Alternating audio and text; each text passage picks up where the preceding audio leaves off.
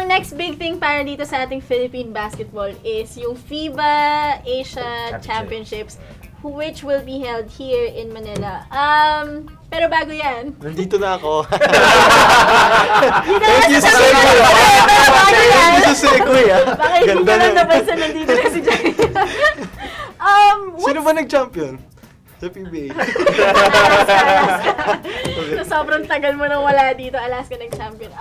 Bago sa lahat, ano bang plano na tong Gilas na to? They have They're going to Lithuania. Okay. To train and play. You know, it's a very important, one of their important trips. First of all, bakit Lithuania? Bakit Lithuania? Charles? Hindi ko alam, hindi ko na ako nag-schedule nun. But I think,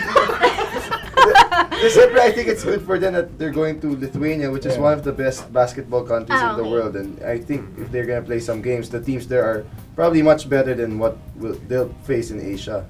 Okay, like what Miko said, importante tong Lithuania trip na to. Why? Kasi yun lang yung trip nila. Oo, totoo yan. Okay, actually, Jones Cup. there's a possibility. Kasi yung Yeah, Jones yeah, Cup nga is question mark. So, Baka bugbugin pa sila dun. they'll have Wala to tayong team. find another trip. But yung Lithuania is their first trip after the Commissioner's Cup. So, dapat yan. Sama-sama na sila. That will be the nucleus of the team. So, it's going to serve as primarily team building yan. Na kailangan.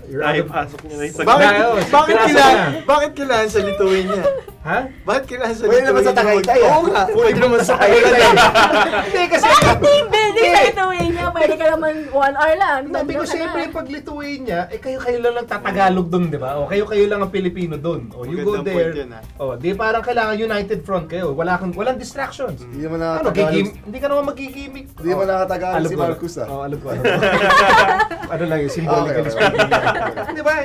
Hindi ka naman gigimik doon. Hindi ka, walang distractions eh. May sightseeing. Lithuania. Alam mo lang yun.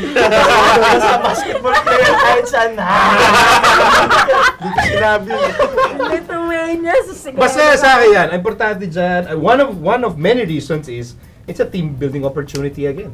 Okay, how about you guys? Ano ang kailangan mangyari dito sa Lithuania trip? I think it's a team building opportunity. Ang hirap sumagot eh. Dahil may mga coaches na tayo na yung Asian circuit na galing sa Europe. Feeling ko it will be a chance for them to see what it is like to go against systems na European yung theme. Okay. Kasi like Iran, coach nila European. So if you want to see like glimpses kahit konti lang, clues of how you can face a European coach team, it will be a good chance dun sa Lithuania. Ano yung kailangan maging product nitong Lithuania trip na to for Gilas? Siguro para sa akin, dahil Lithuania siguro one of the best FIBA teams. Siguro they're always in the top 5 and top 3 in Europe. Maganda experience na makakalaban sila ng mga sistema, kagaya ng sabi ni Carlo, na pang FIBA talaga. Kasi alam naman natin yung laro sa PBA, it's way different kung paano maglaro internationally. Tapos mas malalaki yung mga kalaban. So kailangan masanay na tayo dito and para matanggap ng players kung paano na iba yung role nila from their team sa PBA and kung ano yung kailangan nilang gawin sa Gilas. Pero bakit hindi States? Kasi yun nga, exactly what Jai said. The style of play sa America, even if you play the college teams there, it's just so different. Okay.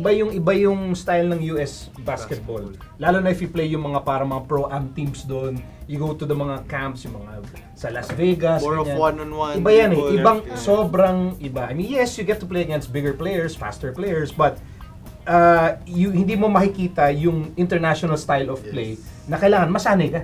So, that's why I think Lithuania is a very good choice. Charles, in your, national team. Wealth of experience. Experience. Charles Churoman yan eh. Charles Churoman! Gaano kalaki mawawala yung pag hindi sila nakasali sa Jones Cup? So, ano yung mga kailangan nalang punuan doon in this Lithuania trip? Well, I think as Miko said, syempre team building such a big factor. Hindi na natin yung team building.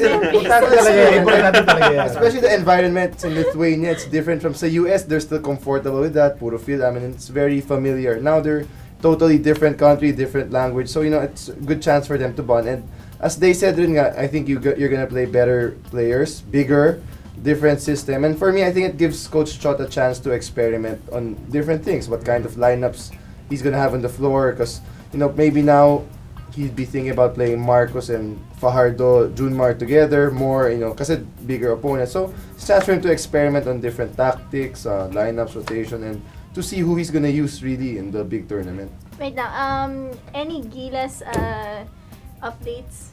Do you know? Sino naman They're final? going to- Pinaka-close sa Gilas. They're going to Nakadating ko Lithuania. lang.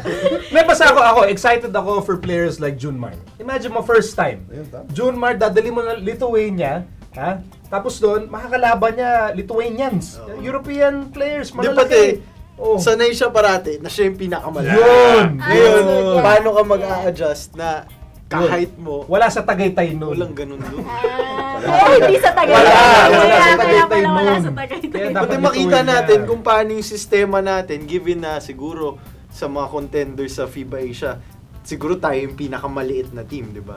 So, paano mag-fair yung sistema natin yun na quick and fast na medyo ala Team USA nga na sumusubok gumamit ng athleticism and speed.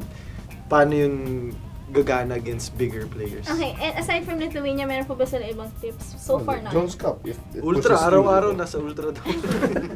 Pero so far, wala nang out of Na-miss mo si town. Jai. Na-miss mo. Hindi ko na-miss yun. Anyway, good luck sa Smart Gilas sa Lithuania. Sana maging productive kayo dyan.